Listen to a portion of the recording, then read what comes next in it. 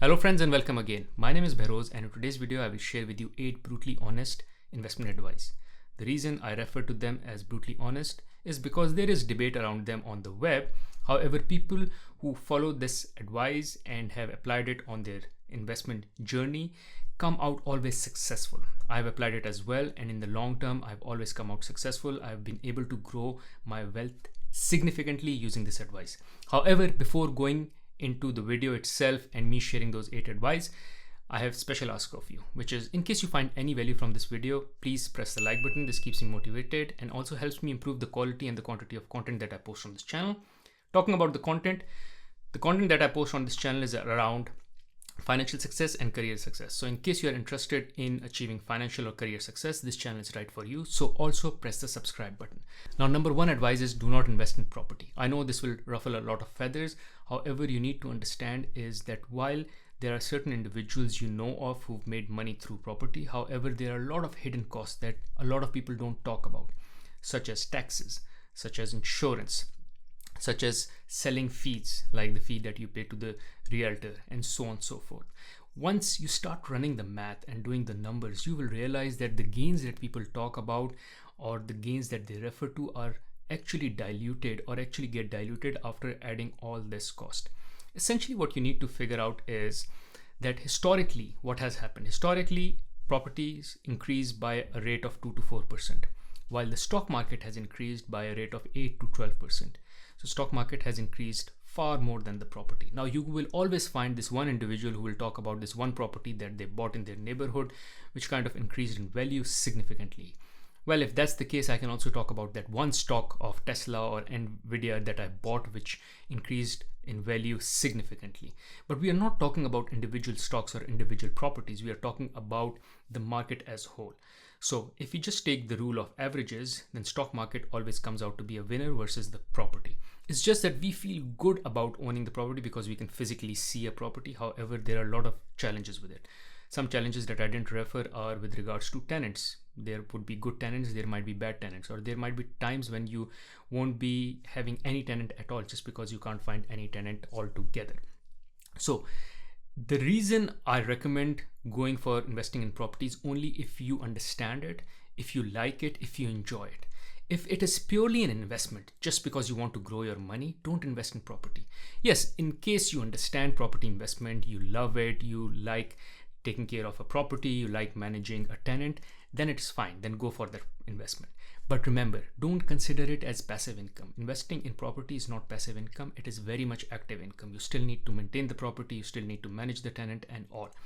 So again, as I said, if the pure idea is to increase your wealth through investment, then don't invest in property, invest in the stock market.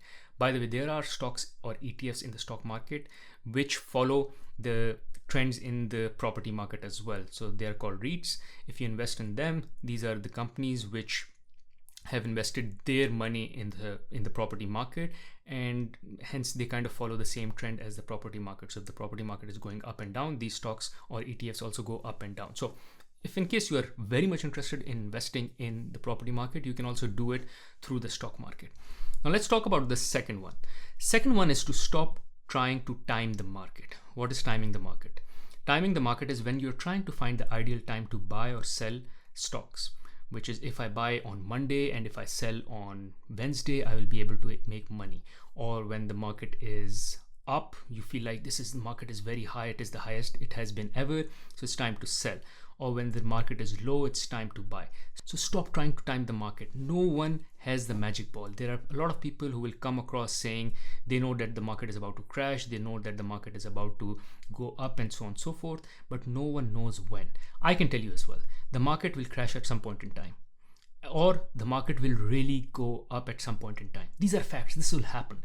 But what I cannot tell you with certainty is when. Since I don't know when it will happen, the best advice is to stay invested in the market. just keep buying even when the market is going up and keep buying when the market is going down. So on average, you will average out to be growing eventually, because there are times when you'll buy at low, there are times when you'll buy at high. However, the market keeps going up. Since the market keeps going up, your wealth will continue to go up. It's just that at times it will go down, at times it will go up. So it will go down 1 percentage points, it will go up 3, go down 1, go up 3, go down 1, go up 3, and so on and so forth. And eventually you will be in the positive. But stop trying to find that ideal time for you to invest in the market. Of course, there are times when I try to invest in the market when the market takes a major dip, but that is only possible if you're sitting on some cash. And that also, I don't go extremely aggressive. So I follow the daily cost averaging principle. I invest on daily basis. And if I see a significant dip in the market, in that case, instead of investing for another 1 or 2 weeks, I kind of gather that money, invest it in that one particular day. So I kind of pull forward my investment or daily average investment that I'm doing on daily basis just on that particular day, because I see that the market is kind of pretty down and it is a good buy. But other than that, I continue to buy regularly. Because I'm not trying to time the market. The third brutally honest advice is to get rid of your financial advisor. Now, it is good to have financial advisor in case you want to do any estate planning, any planning of passing on your wealth to your kids and stuff like that. However, if you are reaching out to the financial advisor only for the sake of investments, get rid of them. They are very expensive and they don't have their incentives aligned with you for the most part.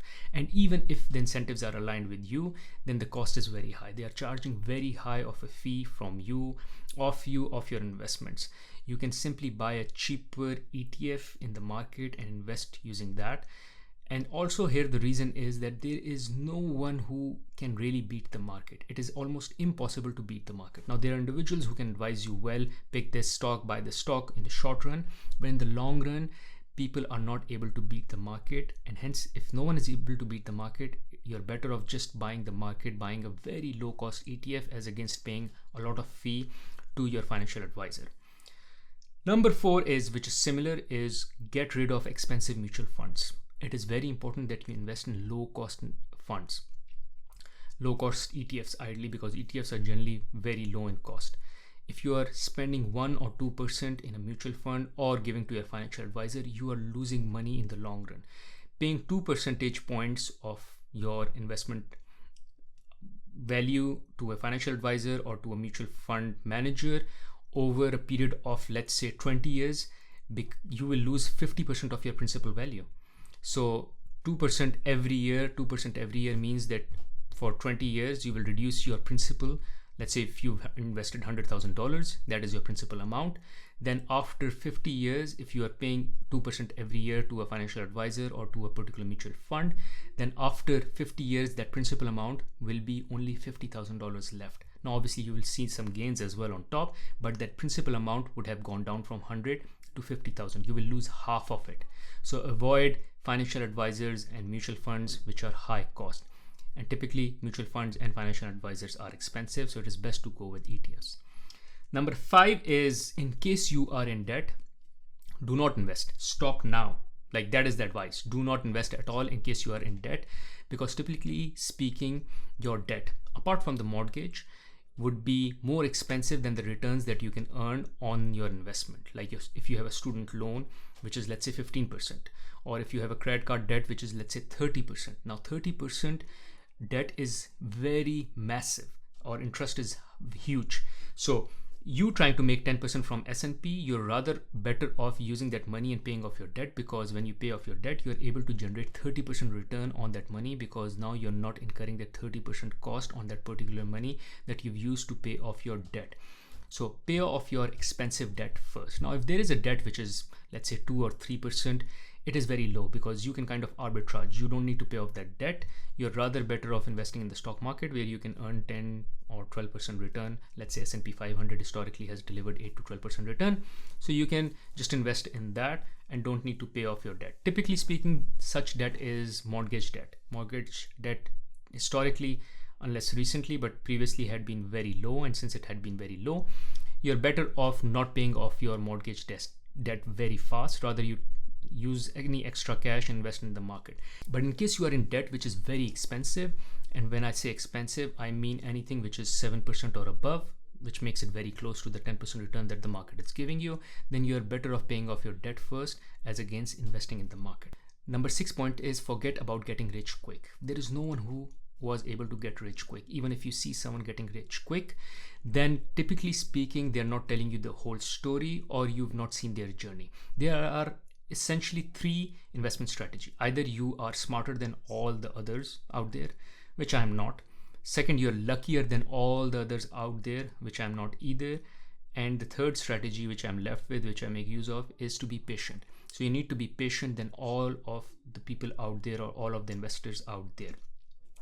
Hence, need to remember that you cannot get rich quickly. You need to be patient with getting rich. You need to let compounding work. You need to let time play so the compounding works out for you. There were times when I was really lucky. I picked up stock and I found myself to be very lucky because the stock just soared. But there were also times when I was trying to pick a stock and those stocks crashed. Now, when the market was going up, I found myself to be very much of an expert as well. Any stock that I was picking was going up. It is only when the stock markets start to decline that you realize that which of the investments were poor investments and which were bad investments altogether. So stop trying to find a particular stock that will just make a lot of money for you just because you want to get rich quick. Bitcoin here, or picking up that one stock. And talking about stock picking, I rather recommend, instead of finding the needle in the haystack, just buy the entire haystack, which is buy the ETF. Instead of finding that one particular company which will make you rich, just buy the S&P 500 index altogether. So again, here the idea is, don't expect that you are that individual who will get lucky. And even if you get lucky at few places, you will get unlucky in other places, and you will average out the same. And this was the case with me as well. There were certain stocks I was making money. There were certain stocks where I was losing money. And at the end of the day, I was averaging out to be exactly where the market was. And I'm like, why do I need to stress about the stocks that I have to pick or the stocks that I don't have to pick if eventually I will land the same number or the same result? I'd rather just buy an index fund which has a bunch of stocks in it, as against trying to find or pick that one particular stock and assuming that I will get lucky and get rich quick. Next brutally honest point, and similar to the one that I made last, is that your emotions are your worst enemy, which is when you fall into fear or when you fall into greed. Fear and greed will kill you in investment. So you just need to keep your head down, keep going with daily cost averaging, keep investing in ETFs which are indexing, and do not time the market. But whenever you fear, like the market just went down, let's say 20%, and you fear that, oh, the market will just crash, and you take out your money, that time you're dead. Or when you're in greed, market is going up and you think this is the time to invest, and you invest massively in, and then the market turns, that is when you will suffer. So don't follow into fear and don't follow into greed. Just have your principles whereby you will invest regularly, you will invest in an index fund, and you will not try to time the market. If you continue doing that, you will come out successful. And as I said, you will always find people who are trying to be greedy, who are trying to beat the market, and they will only tell you half of the story. They're only successes. And if you try to follow them, you'll falter because they are only sharing half of the story. They're only sharing with you your successes or their successes and not sharing with you the complete story. So avoid trying to follow others who you think are getting successful, especially when you go and see on the internet people talking about how they're becoming rich. Just follow your pattern, just follow your advice that you have, or the advice that I'm sharing with you, which is invest regularly, invest in ETF, and do not try to time the market. And this brings me to the last brutal financial advice, is that most financial advice that you will find on the social media is garbage. Just because there is someone who has found this particular stock and they're talking about how they invested in that stock and they grew their money, well, you don't know the real story. As I said, you don't know how much losses they've made. For instance, day trade traders, for the most part, lose money. In the short run, for sure, and in the long run, almost every day trader loses money. And there would be people coming on social media talking about how day trading has made them so much money and made them rich, and you feel like you are behind. You should just start following them. Don't follow them. Just follow the advice of the people who've really made it, the people who are rich. Talking about Warren Buffett. Warren Buffett says that my advice for my wife is just buy an S&P 500 ETF. index fund. That is it. This is an advice a billionaire investor, a successful billionaire investor is giving to his wife. Why would you not follow that advice? Why do you think it would be a bad advice? Again, the idea is, don't think you can make money quick. Don't try to fall into fear and greed, and don't follow this garbage advice coming on the internet where people are just sharing the half of the story or their good side or their only good bets with you, and not sharing with you any bad bets that they've made. They're actually making money off you by selling that advice to you. Anyways, guys, hopefully this video was helpful for you to kind of realize what is right for you and what is wrong for you. As I said, these advice are the ones which are debated a lot on the web, on the internet. However, people who have applied them, like myself, have come out successful. So I highly recommend you apply these advice for yourself as well, and eventually grow your wealth. In case you found this video valuable, I'm sure you'll find another video very valuable on my channel where I talk about how you can go about purchasing a car, which is comparison between finance, cash, and lease. So you can check that video out as well. Other than that, there is another video where I talk about how you can go about investing in the stock market. Some of the things that I already spoke in this video, but I elaborate more in this particular video. You can check it out here. Thank you.